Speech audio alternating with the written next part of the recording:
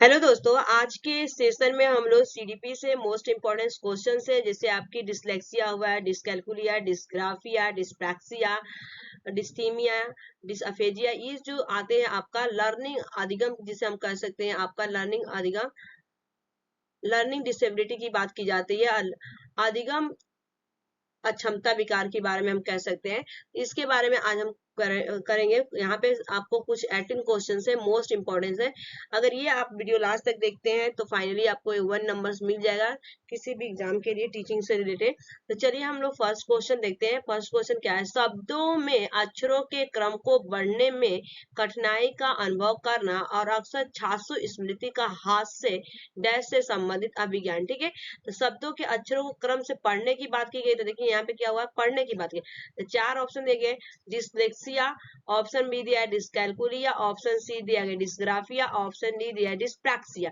तो देखिए पढ़ने में क्या हो रही है, इसको प्रॉब्लम हो रही, कठिनाई का अनुभव कर रहा है ना वो, तो यहाँ पे क्या हो जाएगा डिसलेक्सिया। ठीक है, तो डिस मीन्स क्या होता है आपको, डिसीज मीन्स क्या होती है, ये बीमारी एक तरह से होती है, परमानेंट नहीं रहती, इसको दूर किया जा सकता है। डिसकैलकुलिया मीन्स क्या होता है, आपको मैथ में प्रॉब्लम्स होती है। डिसग्राफिया मीन्स क्या होता है आपका, ग्राफ मीन्स क्या होता है लिखना, ये आपको लिखने में। डिस्प्रैक्सिया मीन्स क्या होता है आप बताइएगा कमेंट करके। उसके बाद चलते हैं नेक्स्ट क्वेश्चन नंबर सेकेंड। विकृत लिखावट से संबंधित लिखने की योग्यता में कमी किसका एक लक्षण? ठीक है, तो 4 ऑप्शन दिए गए। ऑप्शन ए दिया गया डिसग्राफिया, ऑप्शन बी दिया डिस्प्रैक्सिया, ऑप्शन सी दिया डिसकैलकुलिया, ऑप्शन डी दिया डिसलेक्सिया।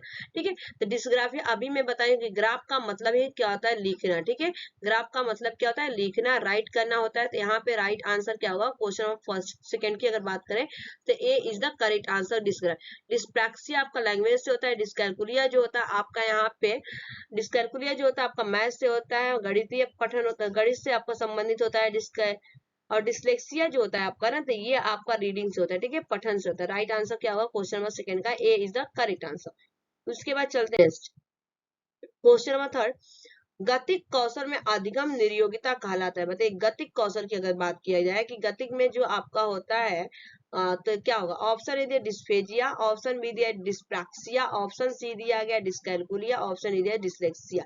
तो देखिए डिस्प्रैक्सिया मीन्स क्या होता है आपको यहाँ पे, गतिक कौशल में ये आपका निर्योगिता होती है, और डिस्फेजिया में से होता है आपका लैंग्वेज का। ठीक है, तो राइट आंसर क्या होगा, B. Next question, question number 4। अधिगम अक्षमता। ठीक है, अधिगम अक्षमता से ग्रसित बालक होते हैं। ऑप्शन ए दिया गया कुछ भी नहीं सीख पाते। क्यों नहीं कुछ सीख पाते? ऑप्शन बी दिया गया आपका यहाँ पे कि अधिगम के कुछ पक्षों से संघर्ष करते। बिल्कुल सही है कि जो अधिगम अक्षमता होती है, लर्निंग डिसेबिलिटी की अगर मैं बात करूं, इसमें बच्चा क्या होता है, अधिगम के कुछ पक्षों में क्या करना, उनको संघर्ष करना पड़ता है, स्ट्रगल करना पड़ता है। तो राइट आंसर इस क्वेश्चन का B is the correct answer. ठीक है, बहुत कम बुद्धि वाले लब्धि होते, बिल्कुल नहीं होता यहाँ पे। बुद्धिमान एंड परिपक्व होते, ऐसा नहीं होता। ये B is the correct answer. Question number 5। अधिगम निर्योगिता से संबंध में असत्य कथन की पहचान करना है। ठीक है, ऑप्शन ए दिया अधिगम अक्षमता आंतरिक होती है, ऑप्शन बी दिया यह एक रोग है जो अधिगम में कठिनाई उत्पन्न करता है, ऑप्शन सी दिया अधिगम निर्योग विद्यार्थियों की बुद्धि लब्धि अन्य विद्यार्थियों से भिन्न होती है, ऑप्शन डी दिया यह अन्य विसंगतियों के साथ भी हो सकती है। बिल्कुल नहीं, विसंगति के साथ नहीं होगी यहाँ पे। और इसका राइट आंसर क्या होगा, यह एक रोग है जो अधिगम में कठिनाई उत्पन्न करता है। बिल्कुल सही है कि ये क्या है आपका निर्योग्यता के अनुसार मैं बात करूं, असत्य कथन की पूछा गया, सॉरी। तो राइट आंसर क्या होगा इसका, D is the correct answer. ठीक है, यह अन्य विसंगतियों के बारे में आपके साथ भी हो सकता है, बिल्कुल नहीं होगा। तो राइट आंसर क्या होगा इसका, आप यहाँ पे D is the correct answer. ठीक है, उसके बाद हम लोग नेक्स्ट चलते हैं क्वेश्चन नंबर 6। ठीक है, अधिगम निर्योग्य बच्चे अधिकतम होते, बताइए। ऑप्शन ए दिया गया आपका आक्रामक, ऑप्शन बी दिया संगठित, ऑप्शन सी दिया गया संगत, ऑप्शन डी दिया निम्न उपलब्धि वाले। तो राइट आंसर क्या होगा यहाँ पे, आक्रामक। ठीक है, यहाँ पे ए इज द करेक्ट आंसर होगा। Question number 7। रोहन कक्षा में एकाग्रचित होकर नहीं बैठता है। ठीक है, ना ही वे एक जगह टिक कर बैठ पाता है, हालांकि एवं बहुत ज्यादा सक्रिय है। रोहन की अधिगम अक्षमता। ठीक है, रोहन नाम का कोई लड़का है, बहुत देखिए कि क्लास में वो क्या होता है, वो सक्रिय तो रहते हैं बच्चे, लेकिन एक जगह वो टिक के नहीं बैठ सकता है, इधर उधर उछलता रहता है। तो यहाँ पे ऑप्शन दिया A D S D, option भी दिया गया है सी डब्ल्यू एस एंड, बिल्कुल नहीं होगा। आइनोसोमनिया भी नहीं होगा, यहाँ पे एस्पर्गर नहीं होता। राइट आंसर क्या होगा, ए डी एस डी। ठीक है, उसके बाद चलते हैं नेक्स्ट क्वेश्चन नंबर 8, वॉक एवं भाषा संबंधी विचार क्या कहलाता है? ऑप्शन ए दिया अफेजिया, ऑप्शन बी दिया सेरेब्रल पैल्सी, बिल्कुल नहीं होगा, एल्जाइमर नहीं होगा, यहाँ पे डाउन सिंड्रोम। राइट, अफेजिया से जो होता है भाषा संबंधी विकार होता है, बच्चा भाषा में क्या करता है, बराबर से बोल नहीं पाता है। तो राइट आंसर क्या होगा, A is the correct answer. Question number 9, एक बच्चा देखा और था परमाणु और अस्पष्ट के बीच अंतर नहीं कर सकता, वो पीड़ित है। ऑप्शन ए दिया गया आपका डिस्मोर्फिया, बिल्कुल नहीं, आपका राइट आंसर क्या होगा, डिसलेक्सिया। ठीक है, देखा, ठीक है, था परमाणु और स्पष्ट नहीं कर पा रहा है, तो ये आपका क्या है, डिसलेक्सिया। सब जुबा विकार है, बिल्कुल नहीं है, डिस्पोटिया भी नहीं होगा। राइट आंसर क्या होगा, B is the correct answer. Next question, question number 10, दृश्य की कमी के साथ वी ग्रेड का एक छात्र होना चाहिए। ठीक है, V grade, option sorry sorry fifth grade है, ये फिफ्थ है। ऑप्शन ए दिए, कक्षा में सामान्य रूप से व्यवहार किया गया और ऑडियो सीडी के माध्यम से सहायता प्रदान की गई। ऑप्शन सी दिया गया आपका कक्षा में विशेष उपचार को देखते हुए। ऑप्शन डी दिया गया निचले स्तर के काम करने के लिए उत्साहित।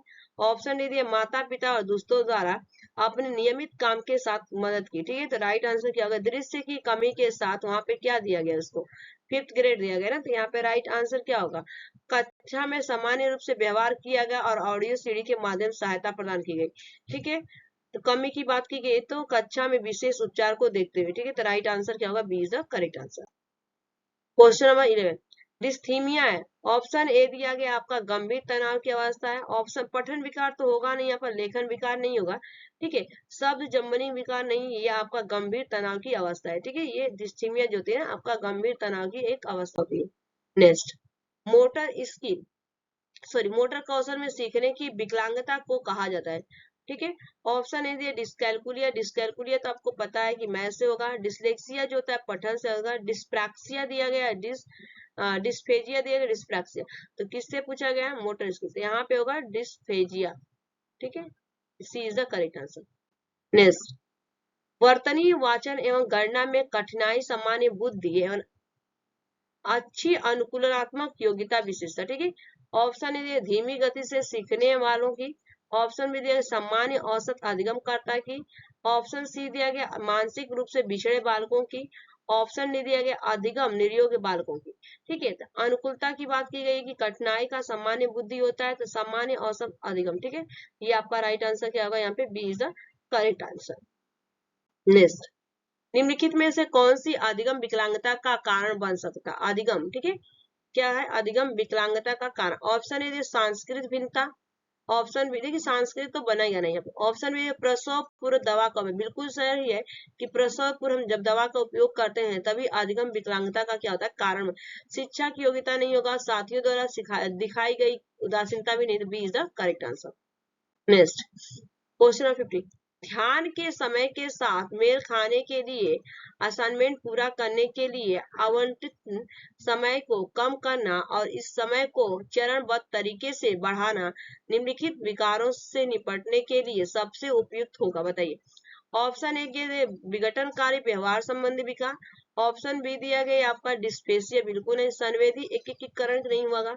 ध्यान अभाव सक्रियता। ठीक है, तो यहाँ पे पूछा गया अवांटित समय को ना, तो राइट आंसर क्या होगा, यहाँ पे D is the correct answer होगा, ध्यान अभाव सक्रियता। उसके बाद चलते हैं 16, orthopaedically impaired children are likely to have. Orthopaedic रूप से बिगड़ा बच्चों को डैश होने की संभावना। ऑप्शन ए दिए पोलियो माइलाइटिस।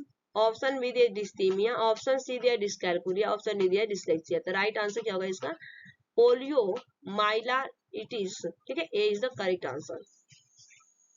उसके बाद चलते हैं next, question number 17, which of following is an example of the specific learning disability। निम्नलिखित में से कौन एक विशिष्ट अधिगम विकलांगता का उदाहरण है, विकलांगता। ठीक है, लर्निंग। ऑप्शन ए दिया गया आपका यहाँ पे मेंटल रिटार्डेशन। ऑप्शन बी दिया गया आपका डिसलेक्सिया। ऑप्शन सी दिया attention deficiency hyper disorder. Option D दिया ऑटिज्म। राइट आंसर क्या होगा, मेंटल रिटार्डेशन। ठीक है, ये आपका अधिगम विकलांगता का उदाहरण है। Next, A child cannot distinguish between the sa and was, nuclear and unclear. She is suffering from the sa, was, nuclear and clear के बीच अंतर नहीं कर सकता, वह पीड़ित है। बताइए, ठीक है। ऑप्शन है डिस्मोर्फिया, बिल्कुल नहीं होगा। डिसलेक्सिया, तो राइट आंसर क्या होगा आपका? डिसलेक्सिया, ठीक है। B is the correct answer. तो ये आपके लर्निंग डिसेबिलिटी अधिगम अक्षमता विकार से कुछ क्वेश्चन थे 18। तो बताइएगा वीडियो कैसी थी। अगर वीडियो आई आपकी पसंद आएगा तो लाइक से सब्सक्राइब कर दीजिएगा। Thanks for watching this video.